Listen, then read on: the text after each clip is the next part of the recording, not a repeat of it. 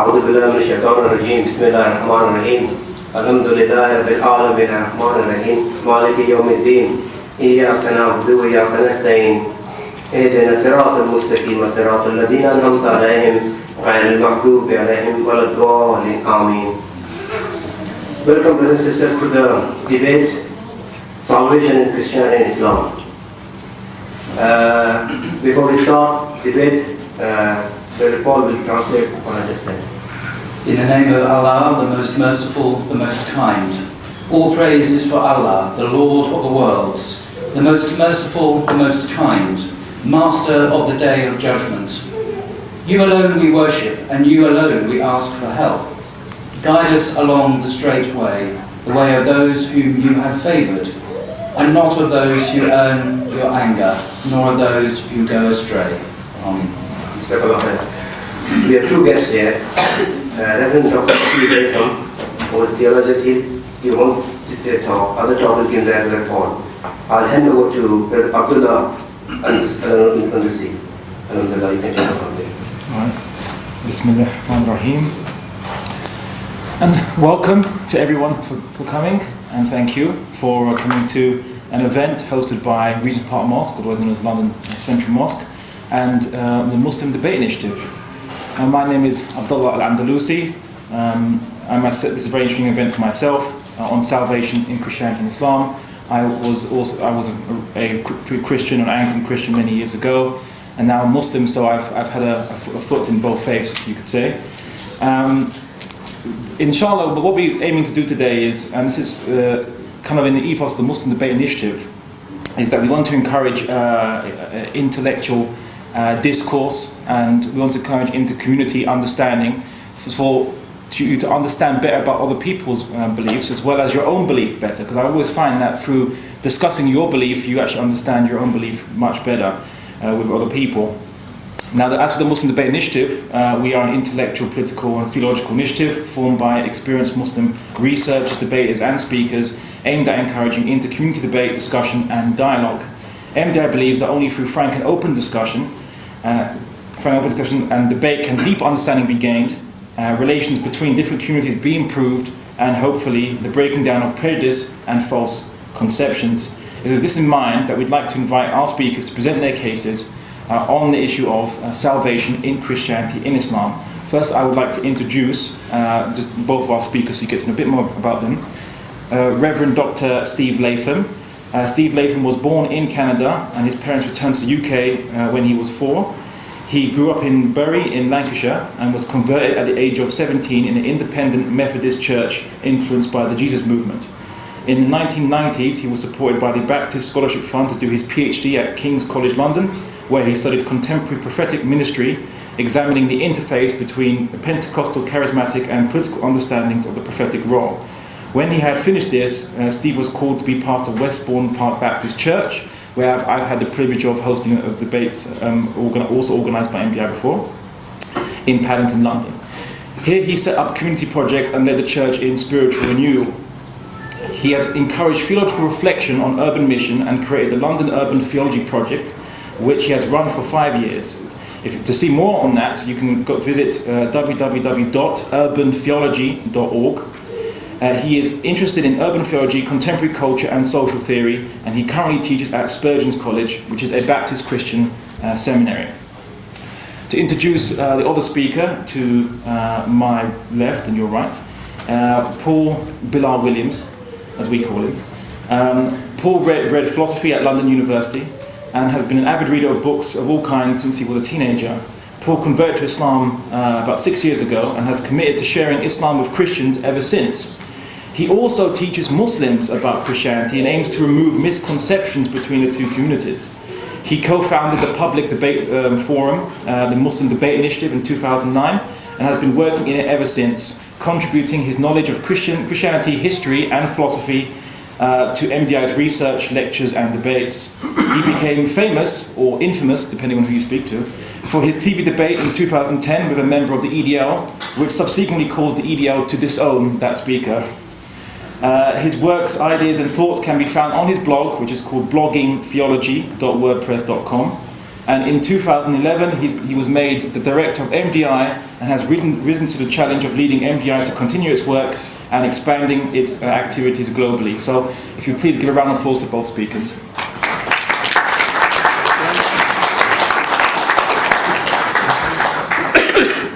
Okay, I've rambled on for long enough. Just very quickly, the event will start off with 2 presentations, will be 25 minutes each. Then we will break for the prayers because the monthly prayer will be coming. And then after that, we will have rebuttals, question and answer session and so on. And I'll take you through that all the time. I would hope and appreciate everyone, please remain civil and let the speakers engage frankly. I know you will. We've never had any issues in any of our events and we'd like to continue that. And as I said, please approach this with an open mind and listen to what both speakers have to say and make the judgment based on the merit of what they said. Anyway, without much further ado, my privilege to present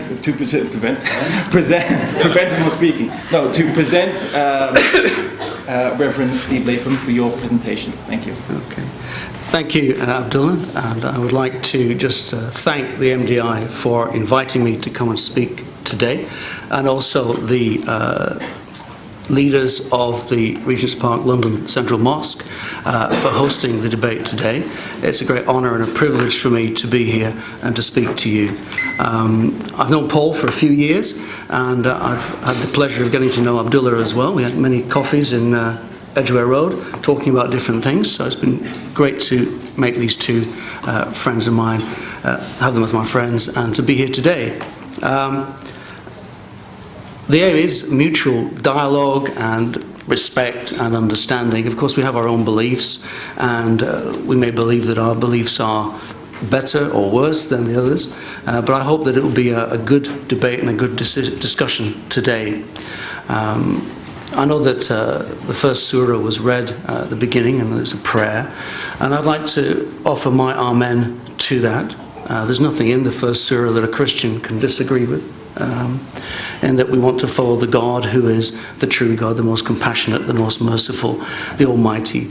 And so I was going to read it myself from my own copy of the Quran, but I'm not going to do that now because it takes up more time. We've already had it read. But it is important that we begin today with prayer, with worshipping God, and with focusing on Him, because we're not here just for an intellectual debate. But it seems to me that we're here because we want to find God, we want to follow God, we want to understand His ways. And for me, that is a genuine attempt and a genuine intention today. So I wanted to start off with some of the things which I believe we have in common. We're here to discuss the different understandings of salvation in the two faiths, but both the Muslim and Christian faiths are part of the tradition, which includes Judaism, of believing in one God. And we can take that from the book of Deuteronomy. Hear, O Israel, the Lord your God, the Lord is one. Jesus was asked, which was the most important commandment, and he says in Mark's Gospel, chapter 12, verse 29, the most important one, the most important commandment, answered Jesus, is this: Hear, O Israel, the Lord our God, the Lord is one. And of course the Quran says, the Lord your God is one God. There is no God but He. That's in Surah 2, 163. And it seems to me that we're trying to get closer to God, and maybe through the Quran for somebody who's a Muslim, through Christ for somebody that's a Christian, we're trying to get close to God. And in the realm of morals and values, there's a lot in common. There's a lot of commonality there, which we can find agreement on about how we should live life. And it's not just an individualistic agreement. It's about the ordering of society, the ordering of our world under godly values and godly standards. A vision of a world rightly ordered under God. And it seems to me that in the realm of politics and the realm of ecology and care for the planet, there's things in which we need to work together on. Jesus himself came proclaiming this reality, and he called it the kingdom of God, as a rule of God over the world, a call for people to submit to that rule. His first message in Mark chapter 1 verse 15 was, the time has come, the kingdom of God is near, repent and believe the good news. The good news being, God's kingdom's here, get in line with it. Again, he says in Matthew 5:17, do not think that I've come to abolish the law or the prophets. I have not come to abolish them, but to fulfill them. Again, somebody asked how he should have eternal life, and Jesus said, well, you know the commandments, he said in Luke 18, verse 20. In John 14, verse 15, he said, if you love me, you will obey what I command. So there's a whole tradition there which Jesus followed in of the Old Testament Jewish prophets of saying this is the kingdom of God, this is the rule of God in the world, and this is how God requires us to order our lives individually and as societies. And some areas there we might find agreement between what Christians teach and what Muslims teach, sometimes some differences. But obviously Christ came teaching a way of life. And I want to affirm that right at the beginning of what I say. In addition, another area of agreement that we might have is the area of the idea of Judgment Day. In the Quran it says in Surah 21:47, we shall set up scales of justice for the day of judgment, so that not a soul will be dealt with unjustly in the least. And if there be no more than the weight of a mustard seed, we will bring it to account, and enough are we to take account. Also, the Quran teaches that Jesus at his second coming will be the judge. In Surah 43, verse 61, it says, and Jesus shall be a sign for the coming of the hour of judgment. Therefore have no doubt about the hour, but follow ye me. This is a straight way. And so we find there an agreement that there is a day of judgment when human beings will be held to account for how we have lived our lives. There'll be a separation of people. There'll be a balancing of the scales of our good deeds and our bad deeds. And that Jesus himself will be the judge on that day. And that he will return to the earth to judge. And I think that's an important area again of agreement, and we want to affirm that. Again, the question is, who will stand on that day? Who will be sufficient to be before God on that day? Who will be proved to be righteous? And I think that's where we begin to see some differences opening up, as well as some continuing similarities. I think in a debate of this kind, we're not trying to win. At least I'm not trying to win. I think if we can open up the areas of agreement, the areas of similarities, the areas of disagreement as well, that's important that we can understand where each other are coming from today, so we can understand a little bit more. So who will stand on that day? Who is sufficient to stand before a holy, almighty, and just God who is absolutely righteous and who will judge with righteousness?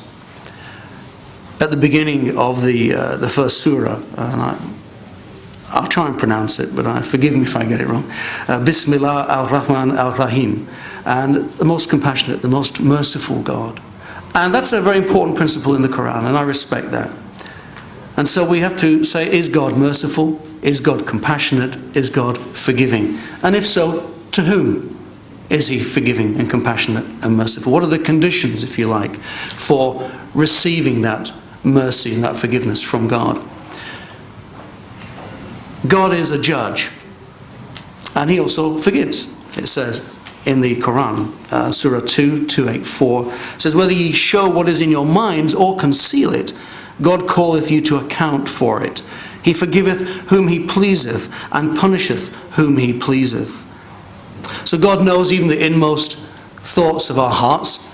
He hasn't just got a video, a film being taken of a debate of our lives. He's got a recording of our thoughts as well. The inmost thoughts of our hearts are known by God. Even if we try and conceal them from other people, he knows what we're thinking. And he will call us to account, even for our innermost thoughts, not just for our external actions. It says that he forgives. He also says, whom he pleaseth, and punisheth whom he pleaseth. It's up to him, according to the Quran, who he forgives and who he does not forgive. It's his choice. He is sovereign. He is almighty and is answerable to no one for what he does and what he says. Again in Surah 4:48 it says, God forgiveth not that partners should be set up with him, so the whole idea of idolatry, but he forgiveth anything else to whom he pleaseth. And we can see there just a theme, and this is one of the issues that I'm told to move my water bottle.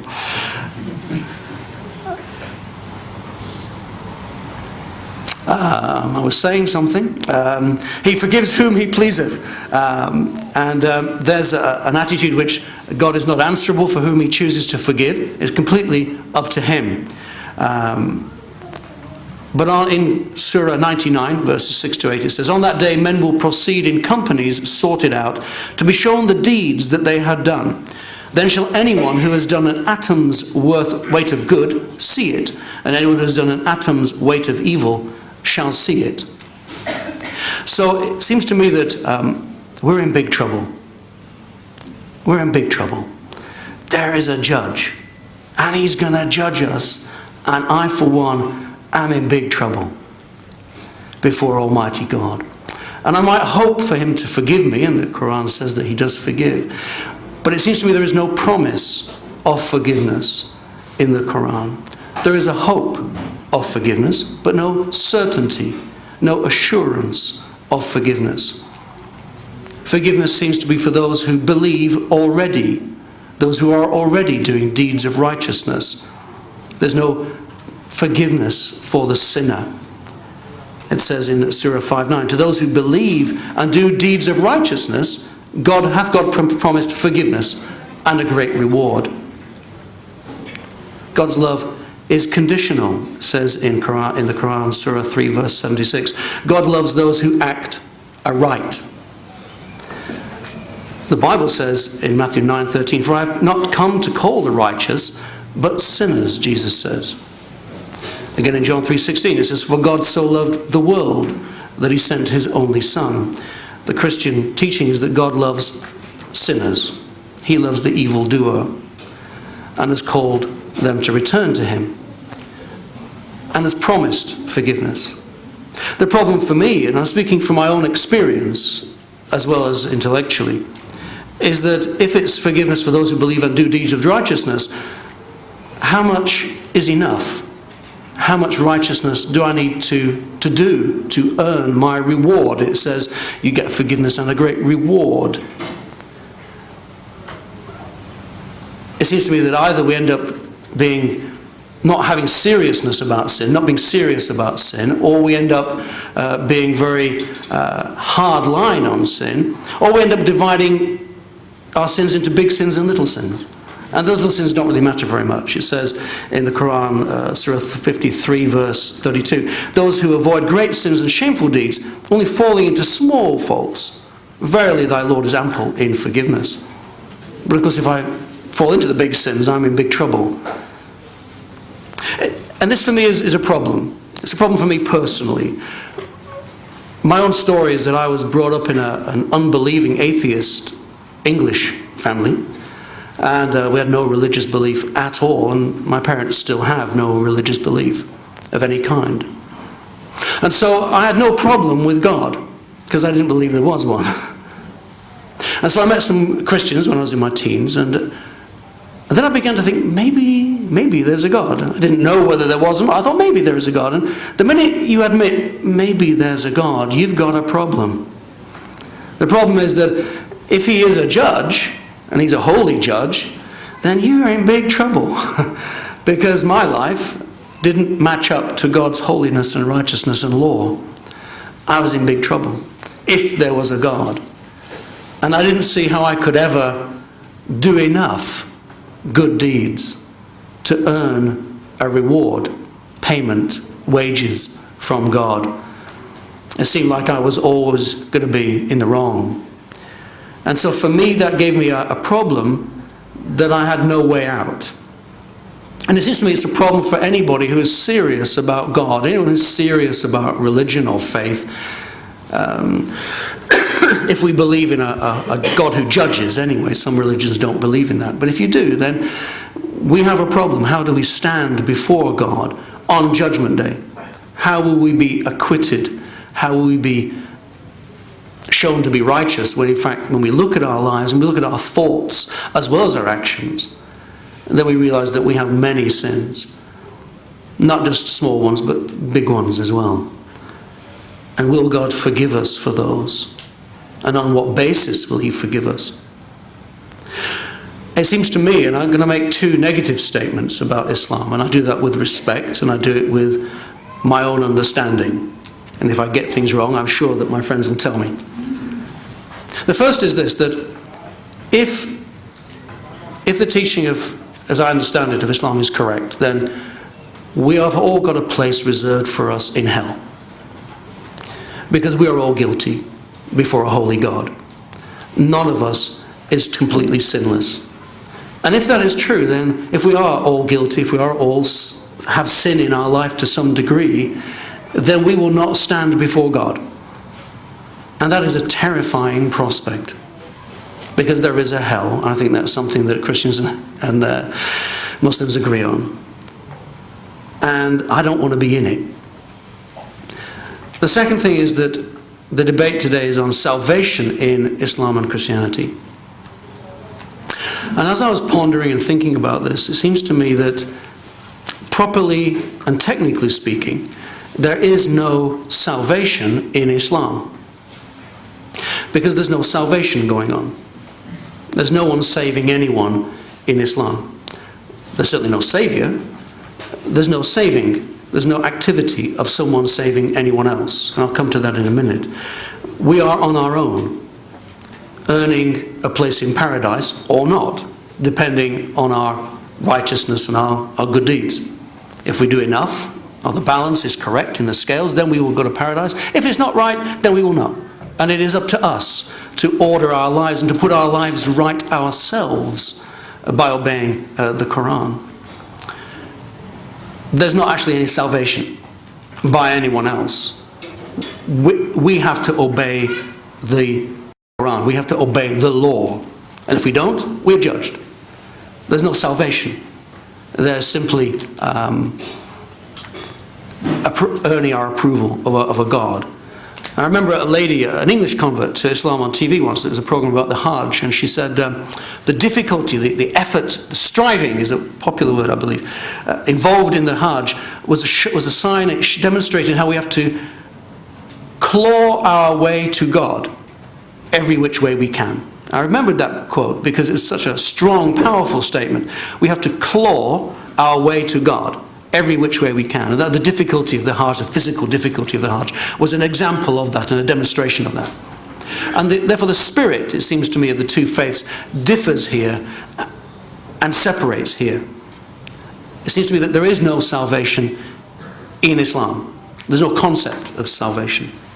There is, I'm going to put my life right, I'm going to obey the Quran, and I will earn my reward in paradise. Which, for me, would leave me to anticipate a hot, fiery eternity for myself. So salvation. As my understanding is that officially there is no intercession in Islam. It says in Surah 2, 1, 2, 3, then guard yourself against a day when one soul shall not avail another, nor shall any compensation be accepted from her, nor shall intercession profit her, nor shall anyone be helped from outside. We're answerable for our own misdeeds, our own ill judgments. There's no one to speak for us. So we're on our own. On the other hand, I understand that within the Quran there are some of the prophets who speak for others. So Noah in Surah 71:28 says, forgive me, my parents, all who enter my house in faith, and all believing men and women. Noah is interceding for people. For believers, of course, but he's interceding for other people, asking God to forgive them. And we also find the Quran, Muhammad himself being told, and I have to say, I don't use the normal Islamic statement after the name Muhammad, not as a sign of disrespect. I don't use it about Jesus either, so it's not part of my tradition to say Jesus, peace be upon him. I don't do that, so I don't do that for Muhammad either. It's just not part of what we do. But in Surah 24:62, Muhammad is told, ask God for their forgiveness, for God is oft forgiving and most merciful. So Muhammad himself is told to intercede for other people. The problem I have with that is that Muhammad himself was a sinner. And in Surah 48:2 it says that God may forgive thee thy faults of the past Again in 110 verse 3, it says, celebrate the praises of thy Lord and pray for his forgiveness. So Muhammad is told to ask for forgiveness, as if he has committed some sin, and that is within the Quran. Again, one of the hadith, Abu Huraira says, he says, there is none whose deeds alone would entitle him to get into paradise. It was said to him, and Allah's messenger, not even you? Thereupon he said, not even I, but that my Lord wraps me in mercy. So on the basis of his deeds alone, not even Muhammad would enter paradise. And it seems to me, if I want somebody to intercede for me, I would rather have somebody that was sinless. Jesus himself said in John 8:46, can any of you prove me guilty of sin? And nowhere in the Quran or the Bible or any other documents does it ever say that Jesus was a sinner. He's never portrayed as such. Jesus himself forgives other people.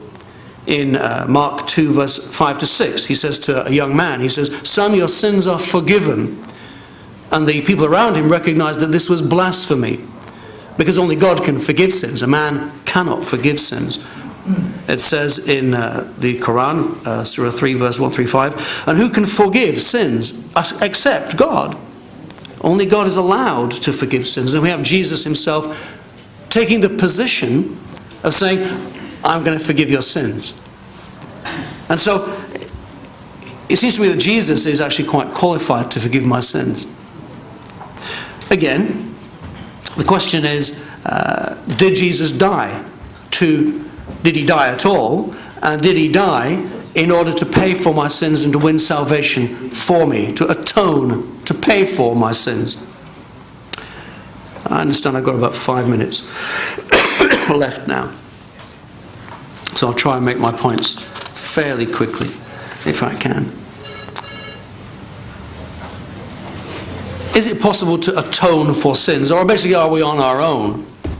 And within the Quran itself, there are a couple of statements that say that by good deeds we can atone for our own sins. Surah 2:271. If you disclose acts of charity, it will remove from you some of your stains of evil. Only some, but it will remove some. Again in Surah 11:114, it says, and establish regular prayers at the two ends of the day and at the approaches of the night. For these things that are good, remove those that are evil. So there is a hint, or a clue that maybe there is atonement or something that can be done to remove sins. What about Jesus' death? Of course it says in the Quran, Surah 4:157, they said in boast, we killed Christ Jesus, the son of Mary, the apostle of God, but they killed him not, nor crucified him. Jesus himself said, however, before he died, in Mark 10:45, not even the Son of Man, for even the Son of Man, that's himself, did not come to be served, but to serve and to give his life as a ransom for many. In Luke 24:46, he says, this is what is written, the Christ himself will suffer and rise from the dead on the third day, and repentance and forgiveness of sins will be preached in his name to all nations. Jesus said again in John 10 verse 17, I lay down my life only to take it up again. No one takes it from me, but I lay it down of my own accord. So I want to talk about two sides of Jesus' teachings here.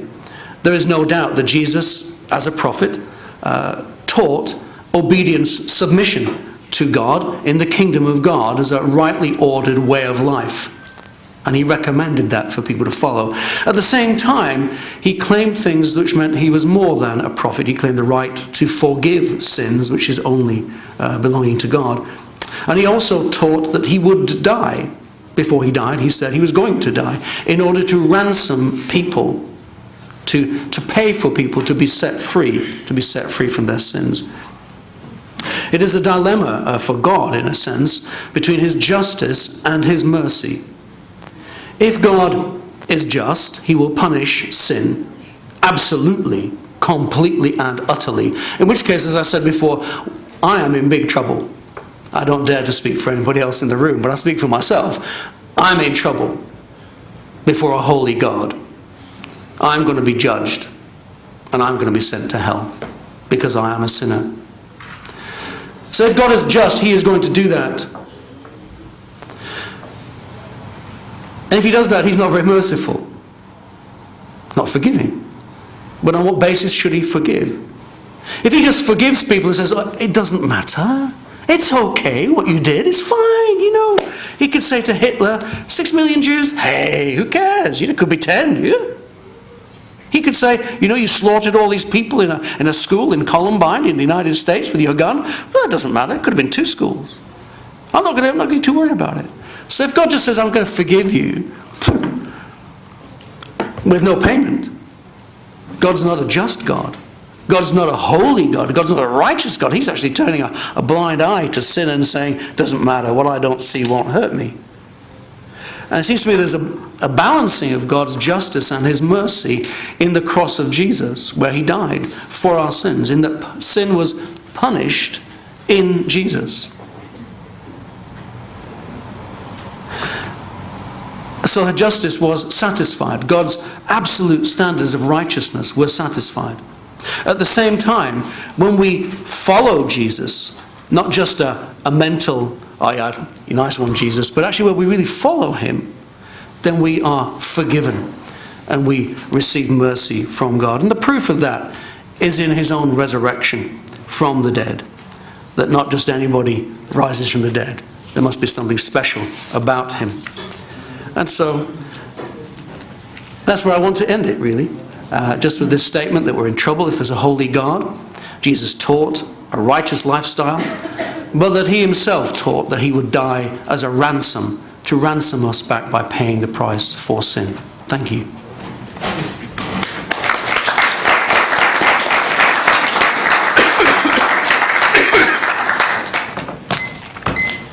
Thank you for that, Reverend. I'd now like to pass it on to Paul Williams, who has 25 minutes. Bear in mind that the Adhan will sound at about 3 minutes too, so we're going to try to get it. Sorry. Yeah. Sorry. Bear in mind that the Adhan will sound about 3 minutes too, so we're going to try and get him to wrap it up in that time. So. No pressure then. Thank you. Thank you. Bismillah. Good afternoon, ladies and gentlemen. I want to thank Regent's Park Mosques for kindly agreeing to host this event today. It's a real pleasure to be here. I feel especially honoured to be on the same platform as the Reverend Dr. Steve Latham. I've listened to him preach many times over the years, and I can honestly say he is one of the best preachers I've ever heard. It's a pleasure for me to recall that I became a Christian at Steve's church back in 1989, and that much later I said my Shahada here in this mosque. I thank God, the most merciful, the most compassionate, for leading me to embrace Islam. In my 20s, I became a born-again evangelical Christian in the same church that Steve would one day become the pastor. I wholeheartedly believe the alluring Christian story, that though there is an unbridgeable gulf separating sinful man from his holy Creator, out of love for us, God became a man in Jesus 2,000 years ago. And by taking all of our sins and their punishment upon himself on the cross, he died for us in our place. And it is only through the cross that we can find forgiveness of our sins, reconciliation with God, and a place in heaven. As a new Christian, I love studying the Bible. I still do, actually. But reading it generated so many questions and not many answers. Some issues worried me profoundly and sent me off searching for solutions. I started to feel my born-again faith was under threat. One day, many years later, in a spirit of openness that was somewhat unusual for me, I decided to learn about Islam. And so it happened several years ago that I found myself walking into this magnificent mosque with no intention of converting, but with every intention of learning the truth about the world's most maligned religion. I discovered something amazing, beautiful, strange, and yet oh so familiar: Islam. Why familiar? Because the teaching of the Quran and the Prophet Muhammad, peace be upon him, concerning salvation is so similar to that of the Jesus I had encountered in the Gospels. A revolutionary thought occurred to me. Maybe they both come from the same divine source. Now I want to open by asking, how does the Quranic revelation see itself in relation to previous books like the Bible? Thank you. God speaks to his prophet, Muhammad, peace be upon him, in the Quran saying, "Unto thee, O prophet, we have vouchsafed this divine writ, setting forth the truth, confirming the truth of whatever there still remains of earlier revelations, and determining what is true therein. Judge then between the followers of earlier revelation in accordance with what God has bestowed from on high, and do not follow their errant views, forsaking the truth that has come unto thee. Unto every one of you we have appointed a different law and a way of life, and if God had so willed, he could surely have made you all one single community. But he willed it otherwise, in order to test you by means of what he has vouchsafed unto you. Vie then with one another in doing good works. Unto God you must all return, and then he will make you truly understand all that on which you were wont to differ." Islam places great stress on God as a God of mercy and forgiveness, whom the individual can approach directly without the need of any mediator or priest. God says in the Quran, "O my servants who have transgressed against their souls, do not despair of the mercy of God, for he forgives all sins. He is oft forgiving, most merciful." From this understanding, which was shared by Jesus, flow certain critical observations regarding the later Christian view of the necessity of Jesus' alleged vicarious atonement. And this way gets a bit complicated, so bear with me. The Christian idea that guilt can be removed from a wrongdoer by someone else being punished instead is morally grotesque. Or, if we say that God, in the person of God the Son, punished himself in order to be able to justly forgive sinners, we still have the absurdity of a moral law which God must satisfy by punishing the innocent in place of the guilty. As the medieval theologian St. Anselm wrote in his work, Why God Became Man, "It is a strange thing if God so delights in or requires the blood of the innocent that he neither chooses nor is able to spare the guilty without the sacrifice of the innocent." I believe the basic fault in the Christian understanding of salvation is that it has no room for divine forgiveness. For a forgiveness that has to be bought by the bearing of a just punishment or the offering of a sacrifice is not forgiveness, but merely an acknowledgement that a debt has been paid in full. The cross is not a symbol of forgiveness at all. On the Orthodox Christian view, it denotes the repayment of a debt, as the infinity of original sin is atoned for by the infinite sacrifice of God's own temporary death. But what humanity really needs, as we look back over our long record of disobedience, is a model of true forgiveness by a God who does not calculate, who poses no mean-spirited economy of salvation, worthy only of accountants and bookkeepers. As the Bible teaches, the letter killeth, but the Spirit giveth life. But in the authentic teaching of Jesus to be found in the synoptic Gospels, that is, the Gospels of Matthew, Mark and Luke, there is, in contrast, genuine divine forgiveness for those who truly repent. In the Lord's Prayer, we are taught to address God directly as Father and to ask for forgiveness for our sins, expecting to receive this, the only condition being that we, in turn, forgive one another.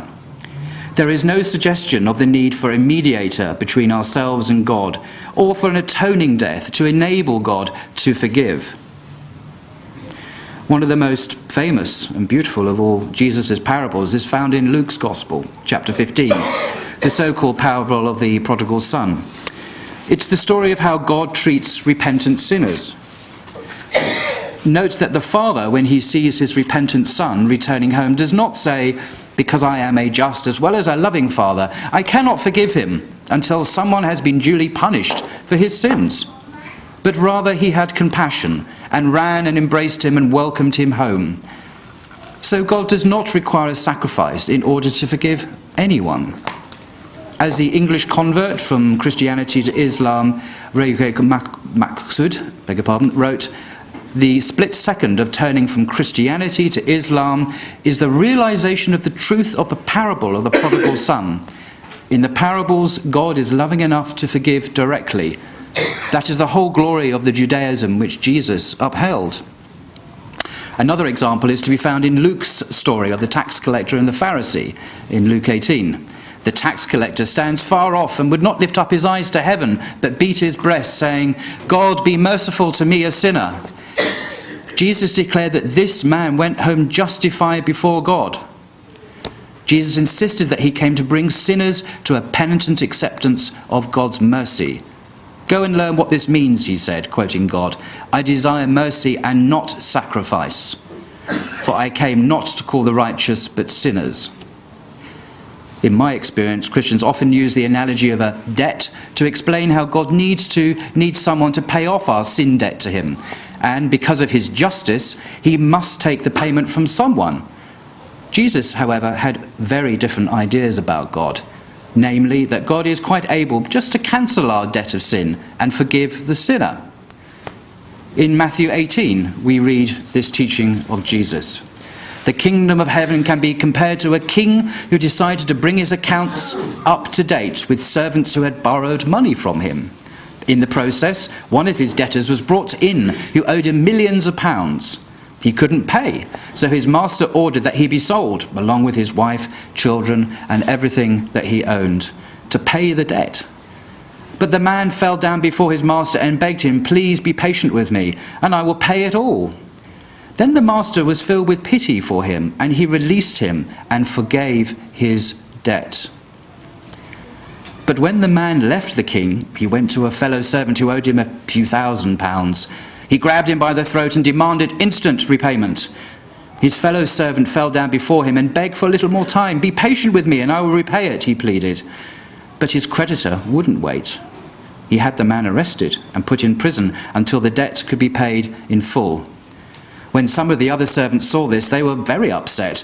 They went to the king and told him everything that had happened. Then the king called in the man he had forgiven and said, 'You evil servant, I forgave you the tremendous debt because you pleaded with me. Shouldn't you have mercy on your fellow servant just as I had mercy on you?' Then the angry king sent the man to prison to be tortured until he had paid the entire debt." And Jesus continues, "That's what my heavenly Father will do to you if you refuse to forgive your brothers and sisters from your heart." So, God freely forgives our sins and expects us to forgive our neighbour too. The Lord's Prayer, of course, has a similar petition. So, how is a human being to attain eternal life? That is, how are we to be saved? Interestingly, Jesus was asked this very question, and you can read his answer in the Gospel according to Mark chapter 10. Here is the story.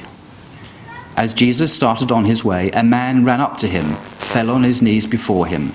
"Good teacher," he asked, "what must I do to inherit eternal life?" "Why do you call me good?" Jesus answered. "No one is good except God alone. You know the commandments: do not murder, do not commit adultery, do not steal, do not give false testimony, do not defraud, honor your father and mother."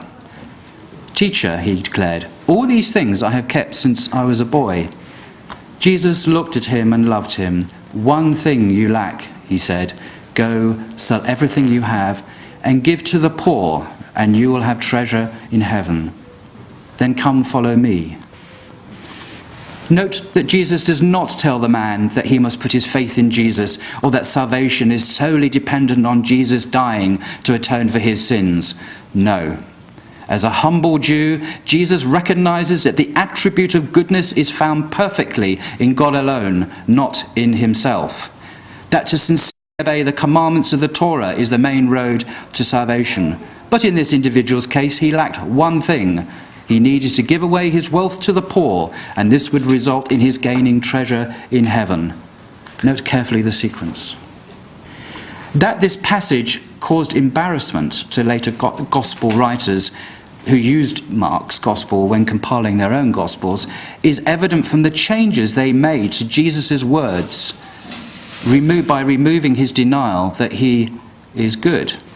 Here is Matthew's altered version from Matthew 19, verse 17, and we compare this with Mark's original.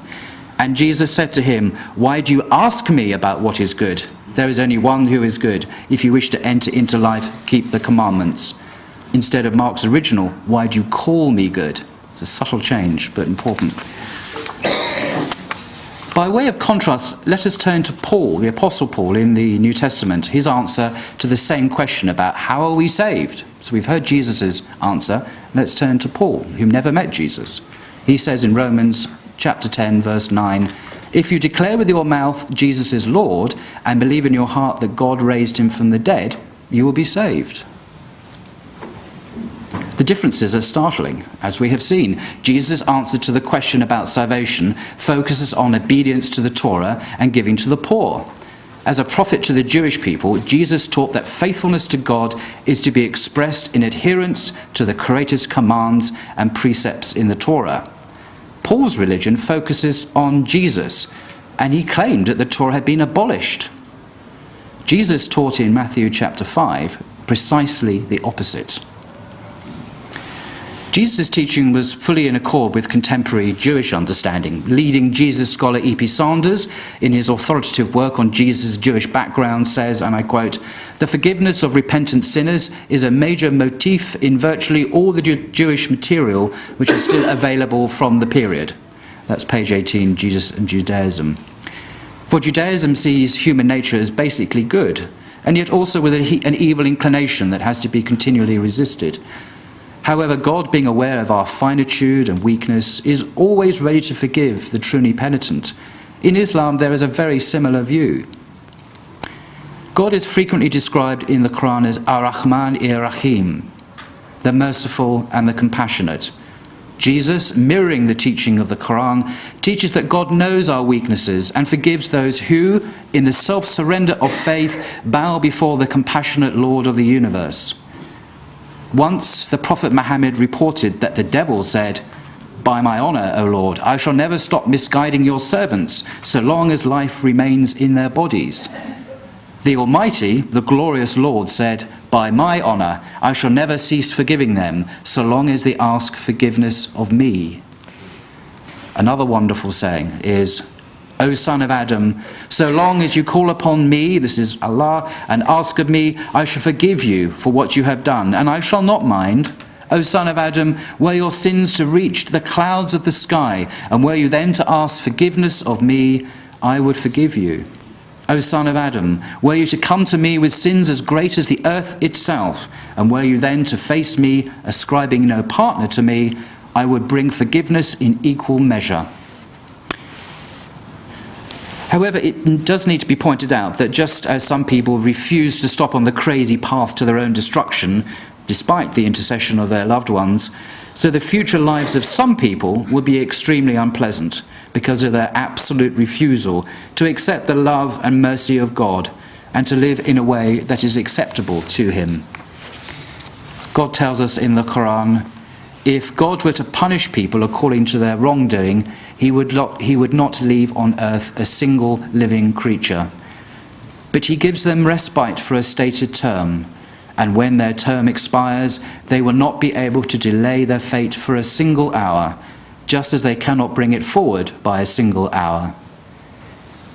Our salvation lies in our own hands and in the supreme compassion of Allah, who loves each individual he has created. I would like to share with you some teaching about God's mercy and forgiveness that is to be found in authentic hadith. The way they speak of God may surprise you if you think that Muslims believe in a remote and distant deity. The Prophet Muhammad, peace be upon him, said, indeed, God is more happy with the repentance of his servant than a man who stops in a barren, desolate land. With him he has his riding animal. He then goes to sleep. When he wakes up, he realizes that his mount is gone. He searches for it until he is on the verge of dying, for the mount was carrying his supplies and provisions. He then says, I will return to the place wherein I lost it, and I will die there. He went to that place, and he was then overcome by sleep. When he woke up, his mount was standing right beside his head. On it was his food, his drink, his provisions, and the things he needed. God is more happy with the repentance of his believing servant than the aforementioned man when he finds his mount and his provisions. That's Bukhari and Muslim. Another hadith. A man heard chirping in a thicket and found some young birds and took them. The mother came and flew around his head, so he uncovered them, and when she alighted on them, wrapped them together in his garment and brought them to the Prophet. He commanded the man to put them down, and he did so. The mother would not leave them. The Prophet said, "Do you wonder at the mercy of the chick's mother for her young? By him who sent me with the truth, God shows more mercy to his servants than this mother shows to her young. Take them back and put them where you found them, and their mother with them." That's from Abu Dawud. The Quran says, "Say if you love Allah, obey me, Muhammad, and Allah will love you and forgive you your sins. Allah is forgiving and merciful." And again, "For them will be a home of peace in the presence of their Lord. He will be their friend because they practice righteousness." And again, "To those who believe and do good deeds, hath Allah promised forgiveness and a great reward." And again, the Messenger of Allah said, when God completed the creation, he wrote the following, which is with him above his throne: "My mercy takes precedence over my wrath." And this hadith is my own favourite. The Prophet said, "Among those who came before you, there was a man who had murdered 99 people. Then he set out asking whether his repentance would be accepted or not. He came upon a monk and asked him if his repentance could be accepted. The monk replied in the negative, and so the man killed him. He kept on asking till a man advised him to go to such and such a village. So he left for it, but death overtook him on the way. While dying, he turned his chest towards that village where he hoped his repentance would be accepted. And so the angels of mercy and the angels of punishment quarrelled amongst themselves regarding him. Allah ordered the village towards which he was going to come closer to him, and ordered the village whence he had come to go far away. And then he ordered the angels to measure the distances between his body and the two villages. And so it was found to be one span closer to the village he was going to. So he was forgiven. The Messenger of Allah said, "No one will be saved from the hellfire and admitted into paradise by his deeds alone." When asked, "Not even you, O Messenger of God?" he said, "Yes, not even me, unless God covers me with his mercy." And finally, a man came to the Prophet, peace be upon him, and asked, "When will the day of judgment come?" The Prophet replied, "What have you prepared for the judgment day that you are so concerned for it?" He replied, just noticed the time, he replied, "I do not have any good deeds in my account, but I do have one thing. I love Allah and his messenger." Then the Prophet said, "In that case, do not worry, you will be with those whom you love."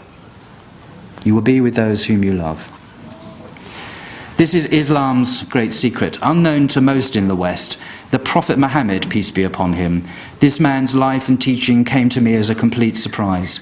What an amazing man, a real prophet of God. But above even this, dare I say it, is the outrageous and astonishing grace and mercy of God. Amen.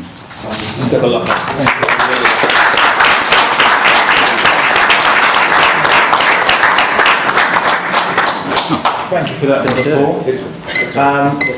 In about 2 minutes, the call to prayer will sound. So anyone who's praying, please go to the main hall. And all those who want to stay behind, there's going to be some refreshments served and biscuits and other unhealthy items. So please help yourself.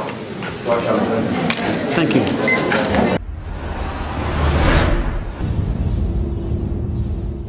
It's very good that we can work together.